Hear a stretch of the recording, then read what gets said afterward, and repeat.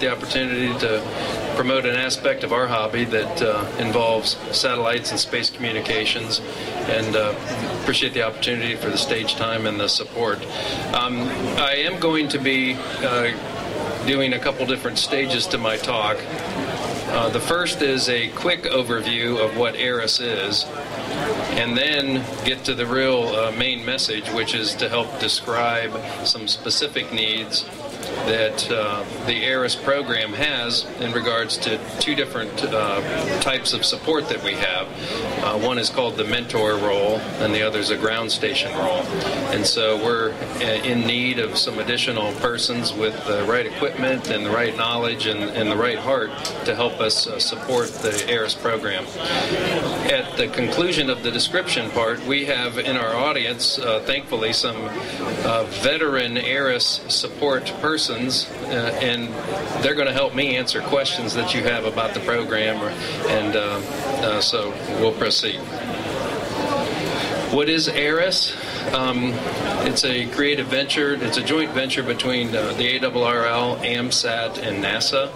Its legacy goes back many years with the CEREX program and amateur radio in space, but it also involves other amateur radio groups and international space agencies. So it's an international organization. Amateur radio on the International Space Station. That's what ARISS means. What do we do? What does ARISS accomplish? Procure, develop, test, and deploy amateur radio equipment on the International Space Station. So it's multiplex. The more visible thing that happens through this program, of course, is the ability for contact with the astronauts. But before that can happen, there's a huge infrastructure behind the scenes where the licensing and the training of the astronauts have to take place. They have to be familiar with the amateur radio equipment on board the space station. They have to be licensed operators. And they also have to be interested in supporting it too. But as they are trained, so quite an infrastructure in getting that to happen. The ARISS program ultimately organizes a contact with some group, principally their schools and organizations like that, and with a contact to the International Space Station and one of the astronauts on board. A contact nominal time is about 10 minutes, which is the length of time for the International Space Station to rise above the horizon, cross, and then set. So we get about 10 minutes on a low Earth orbiting object like the International Space Station. One of the things that ARISS has as the key rationale, of course, is lots of educational interests. I have assumed a responsibility with AMSAT as an AMSAT Vice President for Educational Relations. So one of the key things that we are doing is collaborating with ARRL and with NASA in order to help fulfill the ARISS key mission, which is to ultimately have a significant impact on science, technology, education, and mathematics education, which is the popular and sometimes overused STEM moniker.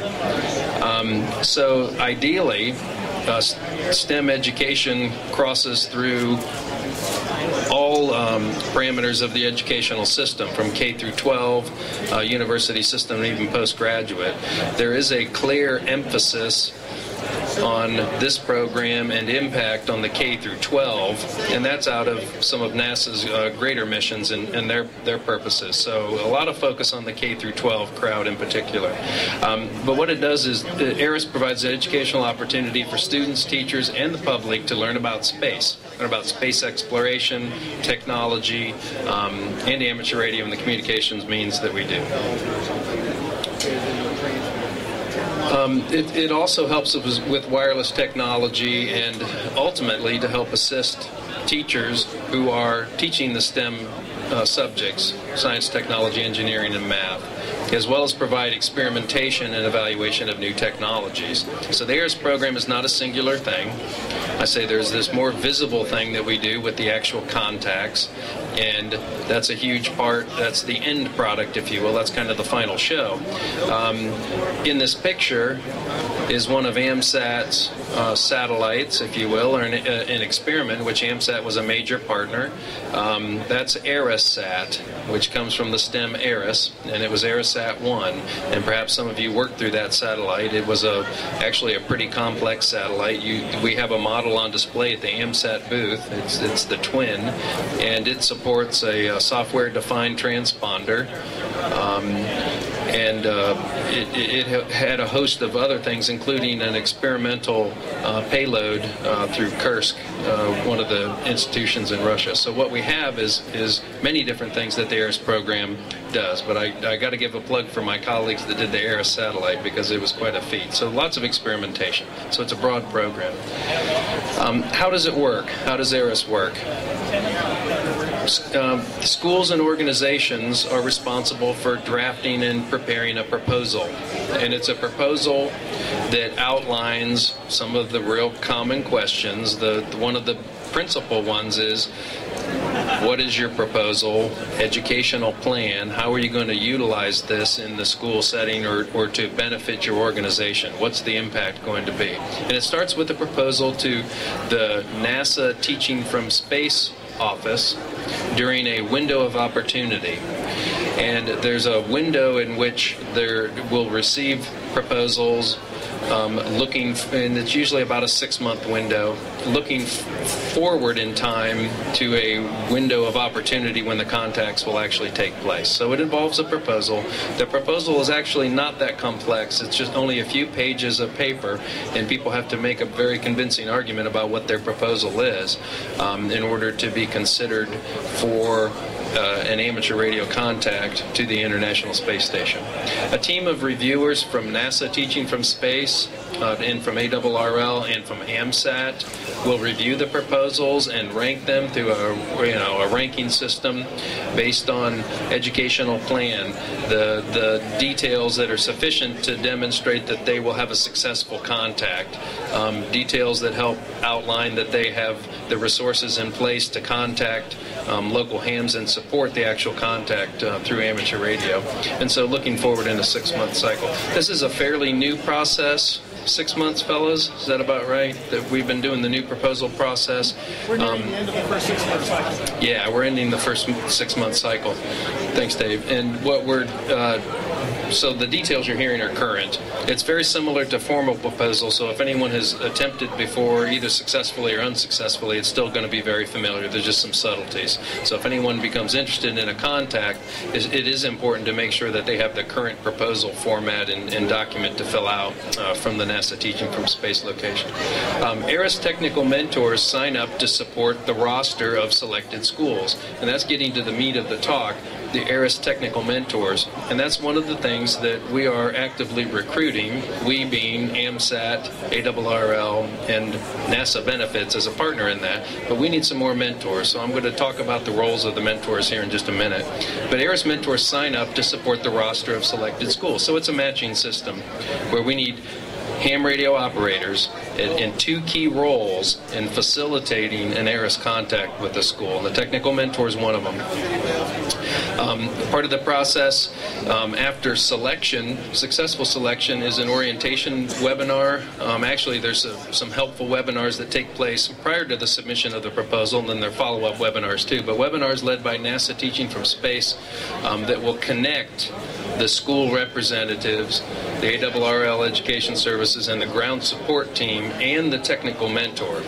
So out of all those people, the 2 we're particularly interested in recruiting at this point are the ground support volunteers and the technical mentors. But these people have to come together and it's usually in the form of teleconferencing, in which the introductions will be made and the plan will be materialize, gel, and then be able to be executed. NASA coordinates the orbital mechanics part and the scheduling of the crew availability to make sure that the time slot that they're available for a contact. So when a school puts forth a proposal, part of that is, when would you like your event to occur? And the proposals that have a wide window, which says we're good anytime from this month to this month, are likely to have a successful scheduling, because the astronauts have to be available. They sleep, they do their day job, if you will, night job. The time gets to be irrelevant, but they have to be available. So it's a scheduling issue. Local ground support team, which is the second role that we're recruiting, researches the site where the contact is to take place and helps with the evaluation regarding the equipment that's available. But ultimately, they make a decision on whether the site is sufficient and sufficient resources are available to support what we call a direct contact. A direct contact in our amateur radio world, for most of us, is the ideal. That's a direct radio communication from radios and antennas at the site directly to the International Space Station. There's an alternative type of contact that's called a telebridge, and what that does is take advantage of an amateur radio station that is some other distance from the actual contact site, but it's a live contact. They just happen to be in a different part of the world or different part of the country or a different country where the space station is available, and they make the direct contact, and then they're bridged effectively through the internet or telephone line to the actual contact site. So direct contact versus telebridge. The ground support team is instrumental in doing what ultimately we want, which is to have the direct contact if at all possible, because that from our hobby perspective, to have the radio sit there tuned up and the antennas moving and as the actual contact is a little bit more impressive than just a telephone or feed. But it's not always possible because of crew scheduling, date of an event, if it's a specific event, and whatnot too. So both kinds of contacts are popular. The school initiates educational activities. That's one little bullet that's a huge part of this endeavor, which is the school's initiatives, the school's implementation, and the school's educational plan. So that's a big plan, and that's on the shoulders of the organization or the school that's proposed it. The technical mentors and the ground stations help with more of the mechanics of it and the physical aspect of making the contact, but the educational aspect falls on the shoulders of the school that has made the proposal and been accepted.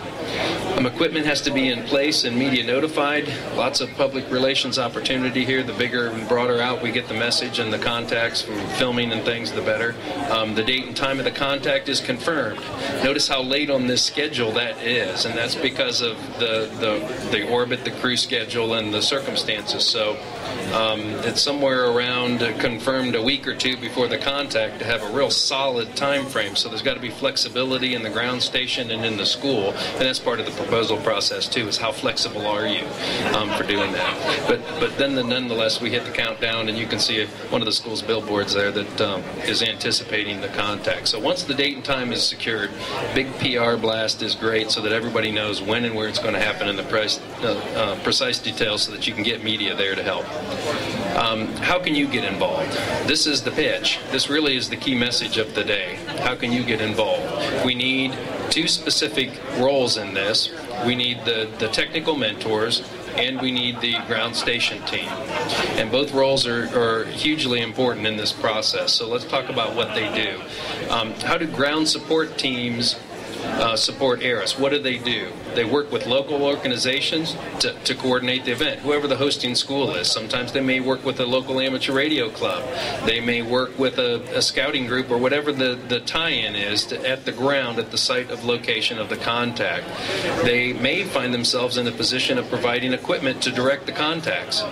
That is important. It is an equipment-intensive event. So the ground station support teams, notice there's a team. It's not a team of one, not an army of one, right? I mean, it's a team. It takes more than one person because of the nature of the equipment and the radios and things that is involved in this.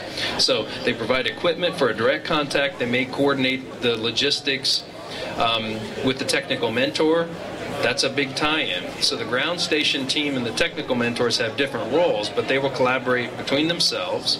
The mentor will help the ground station team, and they will also triangulate with the school or the organization hosting the event. They also provide instruction to participants at the site, if it's their radio equipment and things too, to make sure the students at the microphone, and so they work out they'll become choreographers if nothing else as well. What are the qualifications to be a ground station support person? On-the-air experience. Ultimately, we want people who are active amateur satellite operators. The ISS is a low Earth orbiting object. So it's a satellite, and so those amateur radio operators with that experience will be especially prepared for this. And that's something you really have to do to learn how to do it.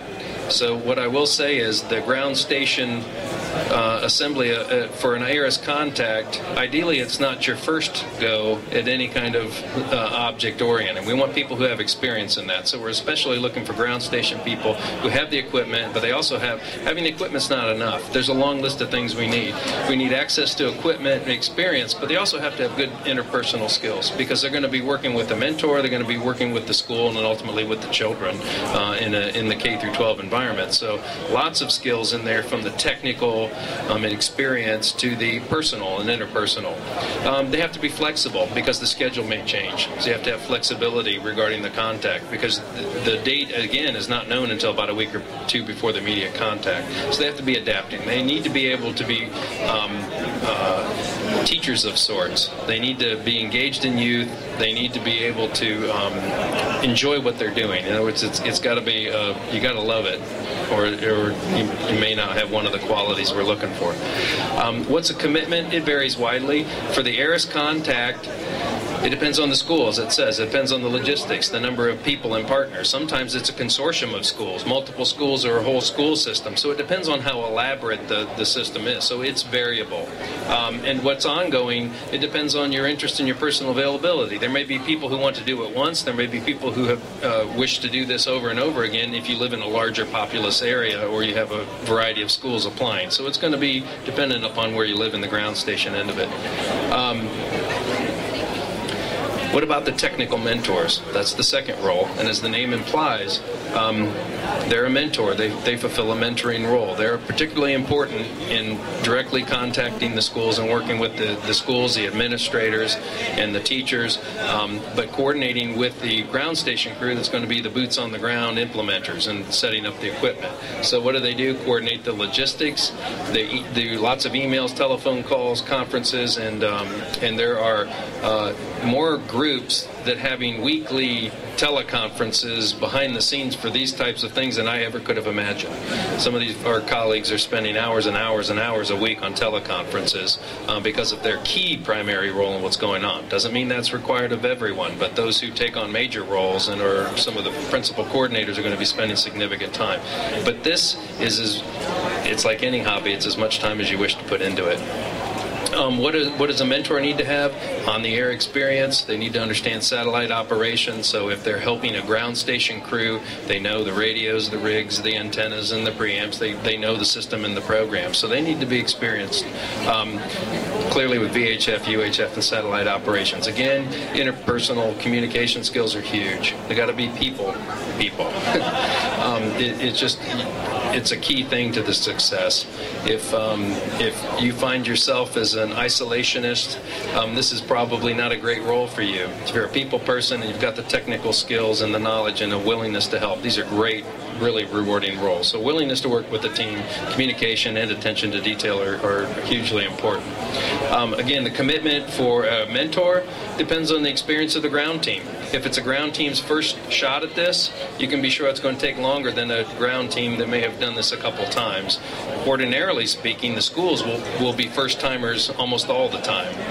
Or if they have done it before, it's probably a period of a few years. So the mentor's variability is going to be on the experience of the ground team. Commitment for a mentor is a little more quantitative here. It looks like over about a 12-week cycle of helping a school through the system, it's going to take a couple hours a week over that period to negotiate all the details. What do I do if I'm interested? if you're interested in this thing, lots of ways to engage. Again, particularly we're interested in people who have satellite experience, who have great interpersonal communication skills. If you're a boots on the ground kind of person who likes the equipment end of it and you just got to be there to run the radios, then the ground station support team is a really great way to engage. If you're a veteran but willing to operate perhaps with more than one school at a time and help different schools and different ground teams, the mentor role is certainly should be appealing to you as too. What do? We've got some contacts. You can certainly get lots more information from many of the people in the audience today, and I'll stick around for some questions too. But there are web resources. There are some flyers. I think we have some handouts. Yeah, Deborah's got some. So go to the ARRL website. Tremendous resources there. You see the link on screen if you can see it, www.arrl.org. And of course, if you look for ARISS on the links, you'll find it. But specifically, it's ARISS-volunteers. And there's a lot of information on how you can engage. You can also send a direct email to one of the people involved in the process that will receive emails of interest as either technical ground station persons or mentors.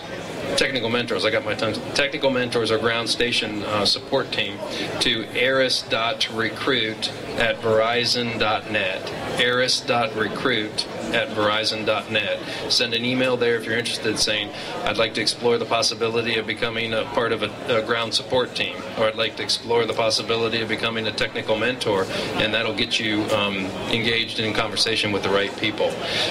You can speak to me after the presentation, and we have great resources here with people who know a lot more about ARISS than I do, in that we have Dave is here, and then the other Dave is here, and Keith is here. So we have some people that have served in these numerous roles, including both the ground station support and are currently serving as mentors or serving as ARISS operations coordinators in representing AMSAT in sort of the North America, or at least the United States experiences with ARISS. So if you have any questions, I'll field some, and I'll ask my colleagues to help field questions. Are there any questions at this point from anybody in the audience? Keith, wave your hand. Keith is a classic example of the platinum member mentor. Keith, how many schools have you mentored? Do you have a running tally? He can't even keep up. Dozens and dozens of schools that he has mentored along the process. Dave has mentored and also coordinated how many schools, you think? Hard to say. Yeah. 60 or 70. I've done the 60 or 70. So we have some real veterans here that are great in this process. So if you have questions after the fact, please approach them, and we'll go from there. Anyhow, give